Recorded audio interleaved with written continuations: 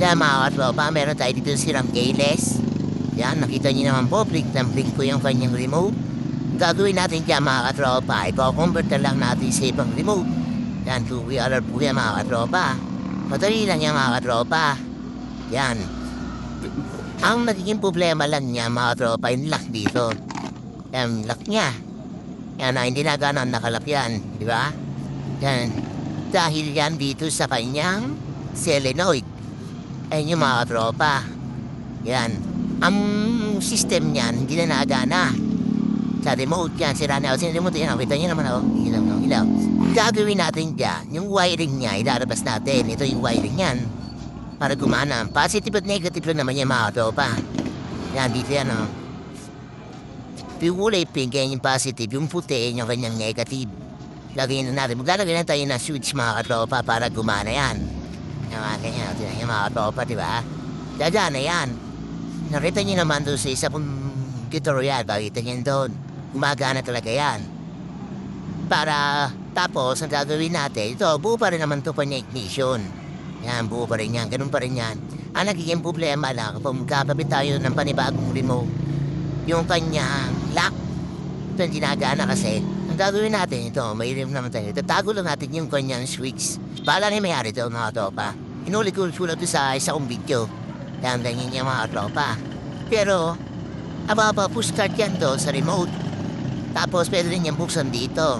Pwede rin yan, pag nabuksan na to, system neto, pwede na gumana ang kanyang starter doon sa mismong munibela niya. Lahat gagana na yung mga busina, mga signal light, headlight, ayan low, yan, gagana yung mga tropa. Ang magiging problema lang talaga kapag nasisira yung ating remote, hindi mabuksan to kasi naglalak na yan. Di na nagana yung system ng kanyang solenoid. Yan mga katropa. Ang gagawin natin, lalabas naman yung wire.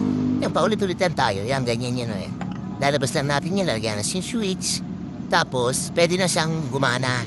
Yan, pwede na gumana yan. Pero, ang gagawin natin para mapandar natin o gumana yung kanyang FI, maglalagay tayo ng panibagong two-way alarm. Ayun yung kanyang remote, dalawa yan. Then, papaganahin na natin. Kahit, basta yan yung pad neto. Makikita niyo sa video ko. Eto, wala na to, useless na to. Gagawin natin manual yan, mga katropa. Manual na natin yung system.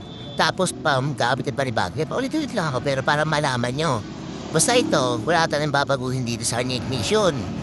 Ito lang babaguhin natin yan, mga katropa. Ito, wala na to, useless na to. Kasi, sa ilaw lang naman to eh. Ito, sa ilaw lang to. Ito yan, Pag gumana yung kanyang remote kasi sa stop, yan, ilaw lang yan. Magwa-warming siya. Kasi ito yung kanyang contact, mawawala na yung mga yan. Ito lang ang mahalaga, itong dalawang to kasi yan yung kanyang solenoid niya, mga tropa, yan. Pag yan nilagay natin sa, sa positive-negative, kagana na yan. Kaya talaga yung switch, sa kagana yan, para ma-unlock to. Yan, paulit-ulit yan, makikita niyo naman yan.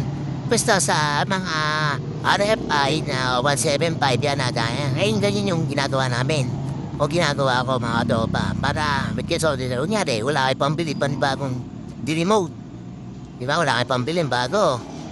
Pwede nyo na manual yun. Kahit hindi naman kayo maglagay neto, ito lang itong pagkanahin lang para mag-unlock to. Ito lang. Basta ito lang. Pwede naman to, kahit ito lang. Bumili kayo ng panibagong susiyan. Ito lang, hiyari lang niya para gumana to. Pero sa may-ari kasi, gusto niya pa rin may remote yan. Lalari tayo niyan. Punta rin naman gawin niya mga boss sa wiring para mapagana yung kanyang system. Gusto niya kasi, kahit malayo, mapagana yung motor. Ganun, bago naman, okay naman yun. Siguro. Basta ganun lang boss, pag tingnan niyo na mga video ko, kung paano gumawa ng panibagong program. Maraming salamat.